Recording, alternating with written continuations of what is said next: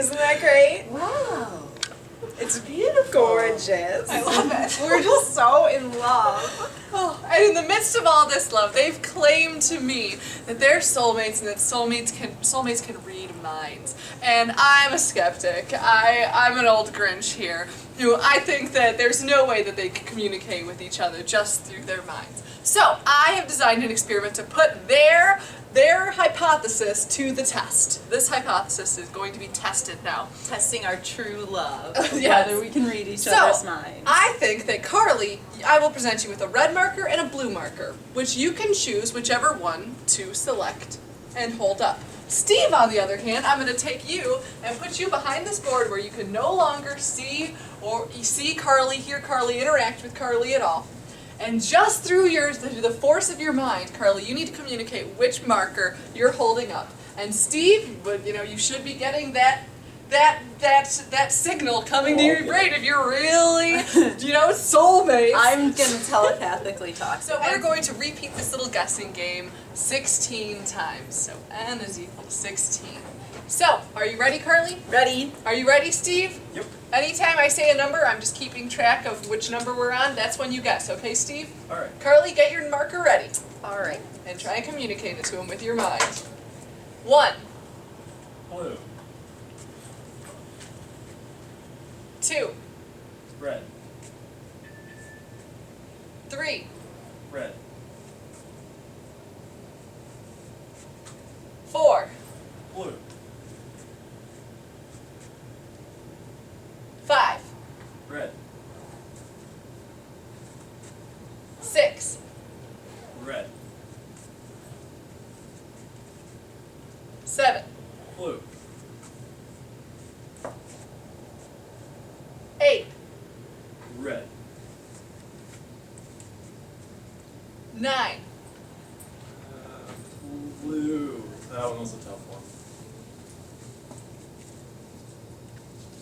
10, Red. 11, Blue. 12, Blue. 13, I'm gonna go with blue again. 14, Red.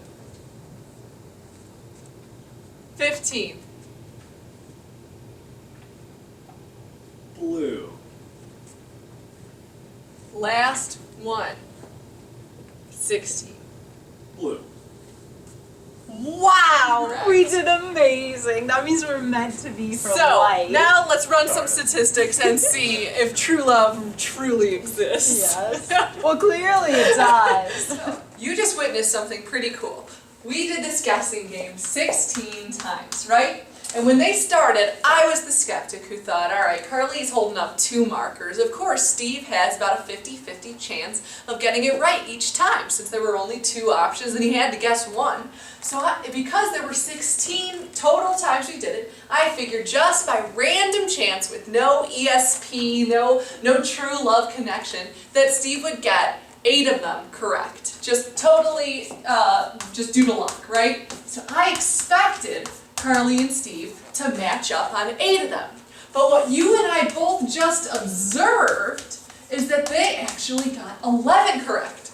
So now, Carly, the question that stands, is this difference of 3 between what we expected and what we actually observed, is that enough to declare that you guys are able to read each other's minds? Is this difference big enough? I think it is. I mean, we expected that Steve would get 8 correct, and he got 11 out of 16. That's amazing. We were reading each other's minds the whole time. So first thing we're going to do is come up with our null hypothesis that's on the table here. So what were we testing? Our null hypothesis. This is basically the skeptic's hypothesis that everything that just occurred was all due to random chance. Nothing magical, nothing romantic, that these results, the difference between, this observed difference between our, observed of 11 to what we had expected, this observed difference was nothing more than just a luck of the draw. any difference we saw between our observed and expected was just due to random chance. Does that make sense? Yes. So the difference is due to random chance. Now Carly, on the other hand, is a proponent of the more exciting alternative hypothesis. So what I think is that difference of 3 is too big to just be due to chance. I think that difference is real. That difference is saying that Steve and I have ESP. We can read each other's minds. So the alternative hypothesis, again, is that that difference is too big to just be due to chance.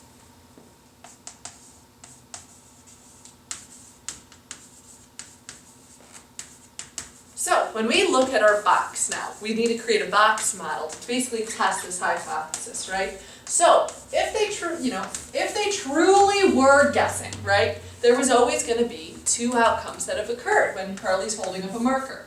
Either Steve gets it right and guesses the color she's holding, or Steve gets it wrong and guesses the opposite of what she's holding, right? So our box has 2 tickets, one 1 and 1 0.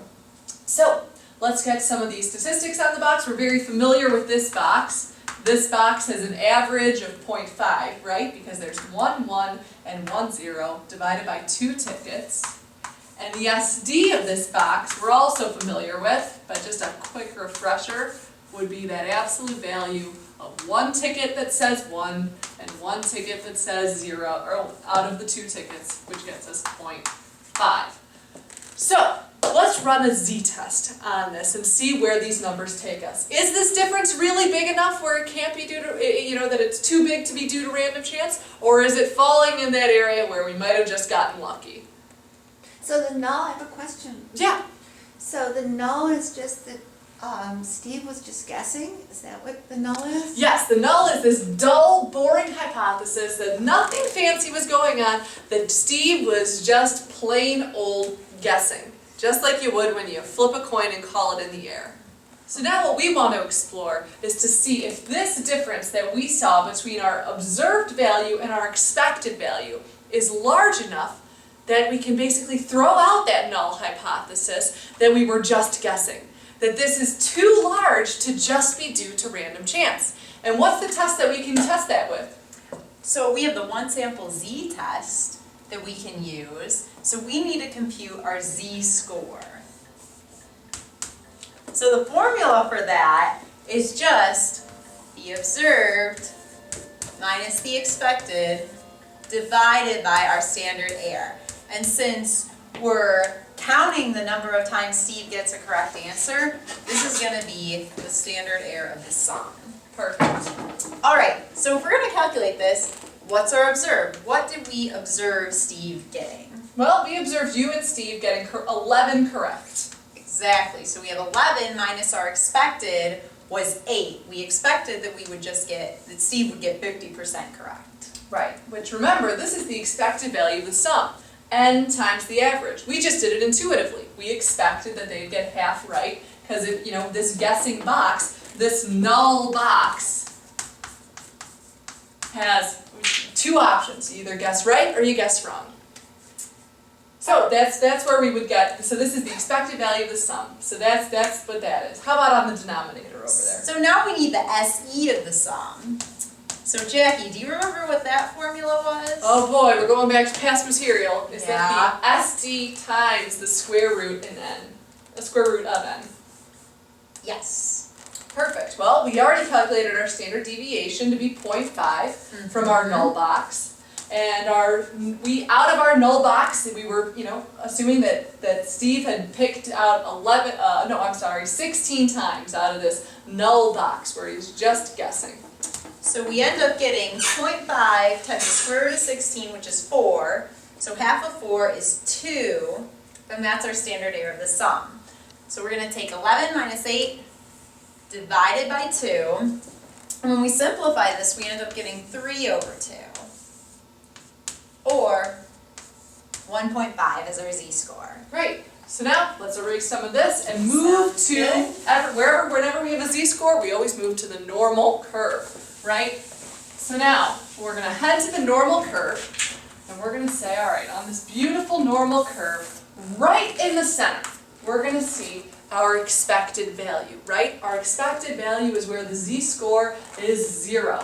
Our expected value, getting exactly half because you're, just guessing, luck of the draw. So now we want to mark our z-score on this normal curve. So we can figure out the probability of Steve just guessing due to random chance. So our z-score was 1.5. So if we have 1, 2, 1.5 is somewhere in there. Great, and anytime you mark one z-score, you've always got to go back and mark the others so that we can start thinking about these areas underneath the curve. So the first thing I think once we've plotted our normal our z-scores is we got to figure out our middle area. So the middle area for 1.5. Oh, I better get at my notebook. Right, so Sounds good. what we're going to do is look up the z-score of 1.5, and that will give us this middle area right here. Ellen is getting her notebook to do that right now. Okay, between 1.5 and negative 1.5 is about 87. Great. So we have 87% here in the middle, which leaves what for our tails then? So we know the whole thing's 100. So we've got 100 minus these two 100 minus the 87 gives us 13 on these two tails. But we want to divide that so we can get each tail alone. So 13 divided by 2 gets us, what is it, 6.5% here and 6.5% there. Now, on this curve, where is Steve and where is this range of, going beyond this value? Where is Steve relative to everything? So here's Steve. We computed his z-score to be 1.5 because he got 11 correct. Oh, so is that the same if you were changing with this in the middle? Be right here with this, what would this be? In terms of a number, 8? Is Yes. that 8? Yes, exactly. That he Okay, got so it right on the this value. is 8, This is 11. and this would be 8. That's that 3-point difference?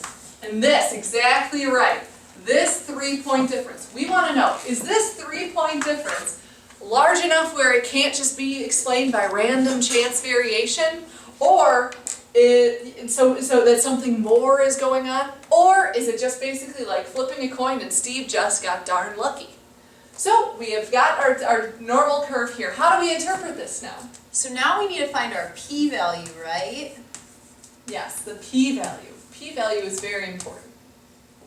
So what is our p-value? So in this case, our p-value is going to be where Steve lies and everything greater than that. Oh yeah. That he had gotten beyond that point, basically. So we're trying to see if that difference is statistically significant. So we want to look at the area to the right of this z-score, Yes, which is 6.5%? that's right. So but just due to random chance, like flipping a coin, there would have been a 6.5% chance for Steve to get this far away from this expected value or beyond. 6.5%. But is that significant? Is that not significant? Well, we usually have a cutoff for what's statistically significant. In class, we always said if our p-value is less than 5, then yes, the difference is statistically significant. So 6.5 is not less than 5. So Carly looks sad. Look at her. That's right. What this p-value of 6.5% means is just by random chance, random luck of the draw, 6.5% of the time that we run this cute little game, we would just get these results just by luck, right? So the odds of Steve falling into this category just by luck is 6.5%. And I'm sorry, but 6.5%, that doesn't seem to be, that seems too large for something more romantic to be happening than just random luck of the draw, right? So we're going to say a p-value of 6.5%, that's greater than our 5% cutoff, at which point we say, Oh, Jackie, you're being too harsh. Oh, I mean, the thing is, she could repeat the experiment, couldn't she? And try. She's so close. Yeah, we I were think so she close. could. We should have a sequel, maybe, and repeat the experiment. experiment. So don't give up hope yet, because just Yeah. because there's nothing magical about that 5%. That's Right? right. The normal There's nothing- curve is, it's this straight, long, continuous curve, right? There's no direct cutoff wherever something becomes not significant. But for now, I've got to draw the line. That somewhere. 6.5, our p-value is greater than 5%, so I'm going to declare this difference as not significant. And what do we do with our null hypothesis? So the null hypothesis was the dull one, that the difference is not significant, so we need to accept it. Exactly right. We are going to accept Well, no, you don't have to accept it, Carly. that we You just really don't. failed to I know. reject it. I Yes, guess. because we haven't shown Oh, we're just guessing. you're So right. we said you're so close, so that's why we say, instead of saying accept the null hypothesis, we're just saying we can't reject it yet. We do She not still must. We can't reject it yet because there's still a good, maybe we'll repeat the experiment. This gives me a little bit of hope. It gives you a lot of hope, Maybe we Carly. are still soulmates. You could be. We haven't proved you're not so. Okay, good. We'll wait. All We'll do right. another test.